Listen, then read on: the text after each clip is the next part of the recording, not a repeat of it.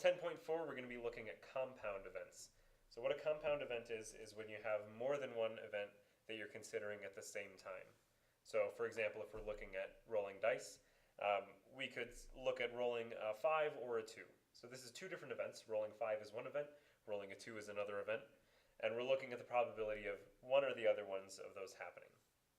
So that's a compound event. Now when you have compound events, sometimes you're going to have some overlap and sometimes you will not. So what I mean by overlap is, say that we're talking about drawing a spade or a face card. So we've got all the spades here, ace through jack, queen, king. That's all the spades. And then if we're looking at the face cards, we've got all these. These are all the face cards in the deck. But you'll notice there's some overlap. So this jack, queen, king of spades, well, that is both a spade and a face card. And so if we're talking about the probability of drawing a spade or a face card, well, there's some overlap there. We have cards that are both spades and face cards. And so we've got to account for that when we calculate the probability. So some events are going to be overlapping, but some of them will be what's called disjoint. So disjoint events means that there's nothing in common. So we can go back to the first example, rolling a 5 or a 2. Well, there's no way to roll both a 5 and a 2 at the same time. So you could, roll a 2 and then a 5, or a 5 and then a 2, but you can't roll a die and get both a 5 and a 2 at the same time. Whereas with the cards, you can pick up a card that is both a face card and a spade at the same time. All right, example 1. Let's actually calculate the probability of these. So rolling a 5 or a 2, well, we can do the 5 or the 2. There's two ways to get that. So there's one way to get 5, one way to get a 2. So that's 2 out of the possible 6. That's a probability of 1/3.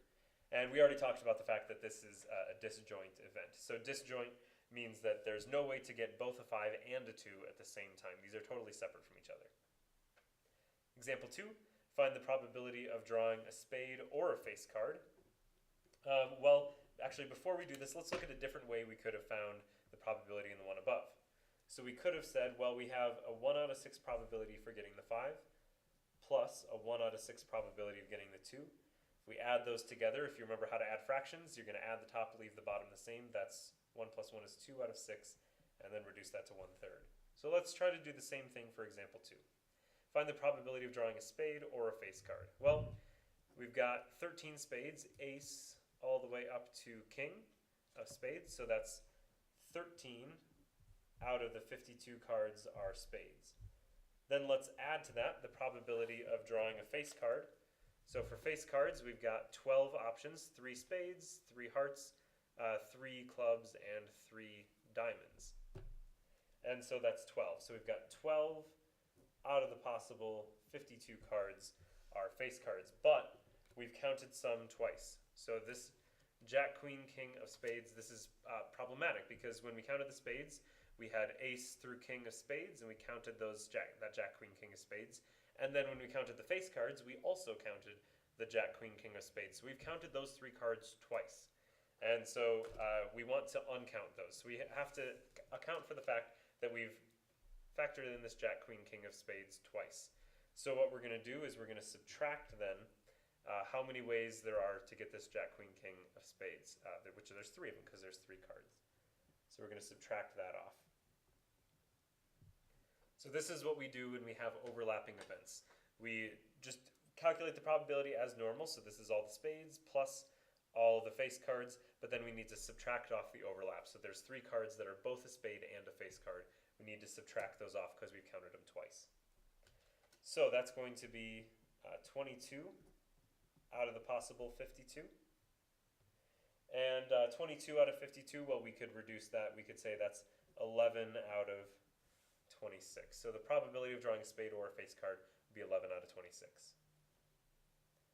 So this formula right here, this is what we're going to use.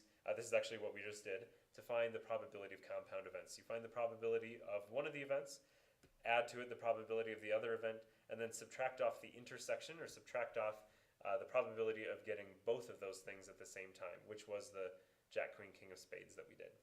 Now, if you have disjoint events, there is no intersection. So like if we're talking about the probability of rolling a 2 or 5, like we did with this one, you just add the 2 together. There's nothing to subtract. because that's 0. So the probability of compound events, if they're disjoint, is a bit easier. You just add the probabilities of the two events together. Example 3. Consider these two events. So the first event is drawing an ace. The second event is drawing a 4. So are A and B overlapping or disjoint events? So overlapping events means, again, that there would be some way of drawing a card that is both an ace and a 4. Disjoint would mean there's no way of doing that. So there is no card that is both an ace and a 4. So there's 4 aces and there's 4 4s, but there's no card in the deck that is both an ace and a 4. So it's impossible to draw both an ace and a 4 at the same time. So these are disjoint events. So to find the probability of A or B happening, we just add them together. So we would find the probability of drawing an ace. Well, there's 4 aces, one of each suit, so that's 4 out of 52. Add to that the probability of drawing a 4. Well, there's 4 4s, so that's, again, 4 out of 52.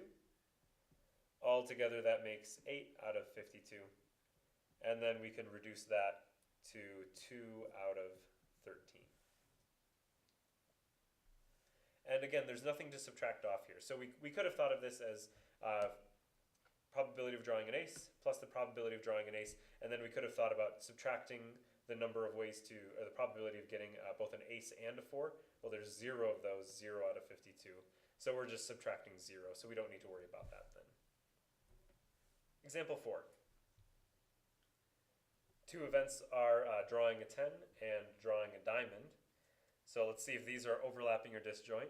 Well, is there a way to draw both a 10 and a diamond at the same time? Well, yeah, it's the 10 of diamonds.